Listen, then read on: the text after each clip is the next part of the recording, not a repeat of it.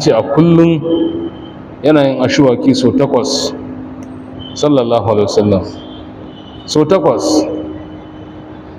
ba daidai bane kana musulmi ka dinga bar bakinka yana wari, kana magana ana kau da kai. in dai ba na ciwo ba, akwai na ciwo ai ko akwai na ciwon daji, Allah raba mu da ciwon daji. akwai wanda suke da ciwon daji yana sa su warin baki, akwai wanda kuma na kazanta ne, to na kazantar ake magana a kai. ba daidai ba kana musulmi. addinin musulunci addinin tsafta ne, addinin tsafta guda 3, kuma wannan tsafta shine duniya gaba ɗaya take gadara da shi. duk duniya, duk wayewar kan duniya, duk tsaftar duniya a ƙarƙashin guda 3 nan ne. tsaftar jiki, tsaftar tufafi, tsaftar muhalli. ba su ne ba?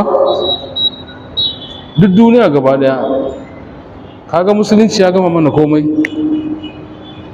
amma yau sai ka ga in ka da musulmai suke kamar ma mun fi yin ƙazanta. shara a ƙofar gida, a zuba shara a gwata,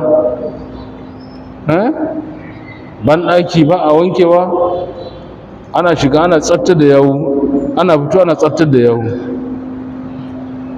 addininmu na musulunci shi ya zo mana da tsafta, saboda haka mu kula da tsafta.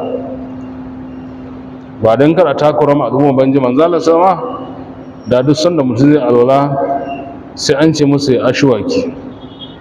ashwaki ana iya sa da itace na ashwaki ga sunan kala kala. ana iya yin da brush na makilin. wasu malamai sun ce ko da makilin ɗin kai amfani kai brush kana azumi ba matsala ba ne, in dai ba za ka haɗiye abin nan mai ɗin ba. saboda haka ana son a dinga goge baki.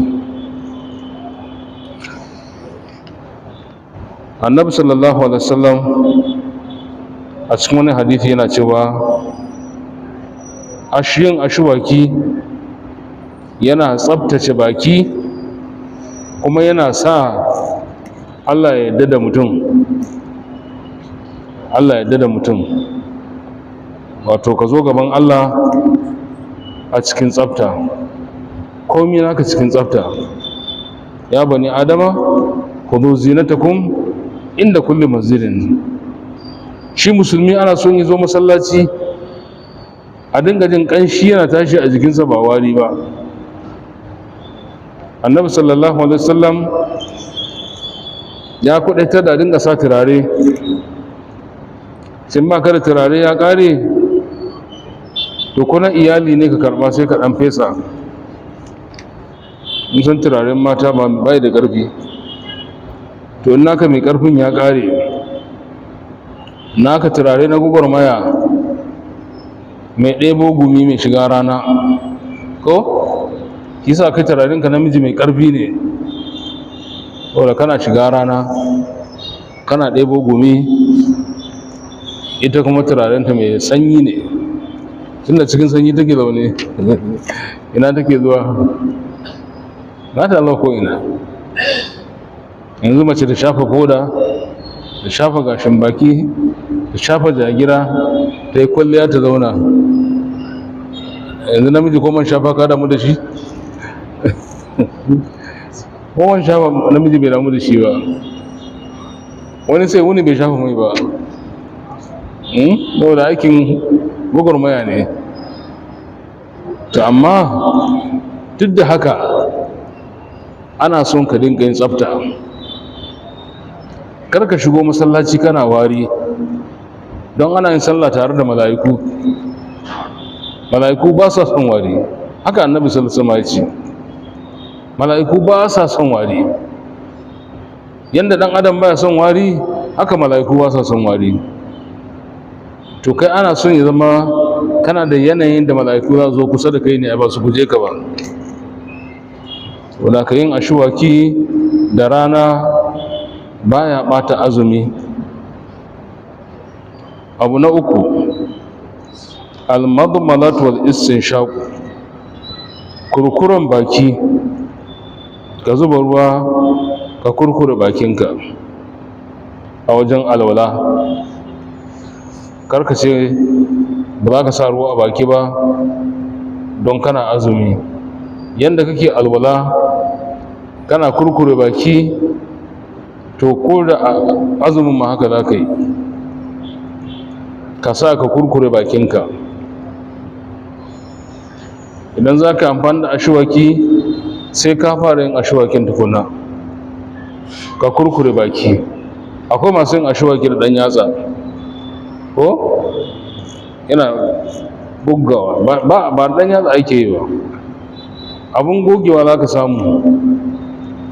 Kuma sai an gama yin ashiwaki ake fara alwala. Amma wani sanda yake kurkure baki kuma a lokacin zai sa ɗan yatsa baki kuma, kaga ya haɗa abu guda biyu inda ba a haɗa su. Kurkure baki, goge baki lokacinsa daban, kurkure baki lokacinsa daban. Amma ka haɗa guda biyu, ka sa ɗan yatsa kana goga cikin baki kuma kana zubarwa, to ka haɗa abu guda biyu a inda ba mahallinsu ba. Wal istinshaqu, da shaƙarwa a hanci. Hadithin annabi sallallahu alaihi wasallam wanda imamu tirmidhi da imamu ahmad suka fito da shi, annabi sallallahu alaihi wasallam yana cewa wa balik fil istinshaqi illa an takuna sa'iman. In za ka yi shaƙi ruwa hanci, ka shaƙa da ƙarfi, sai dai kana azumi shi ne za ka shaƙa sama-sama.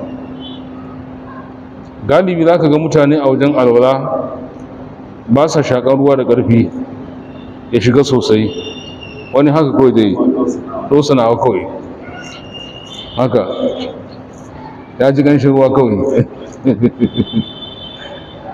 Shaƙa ake sosai ya shiga cikin hanci, karan hanci, ya wanko shedan, ya koro shi.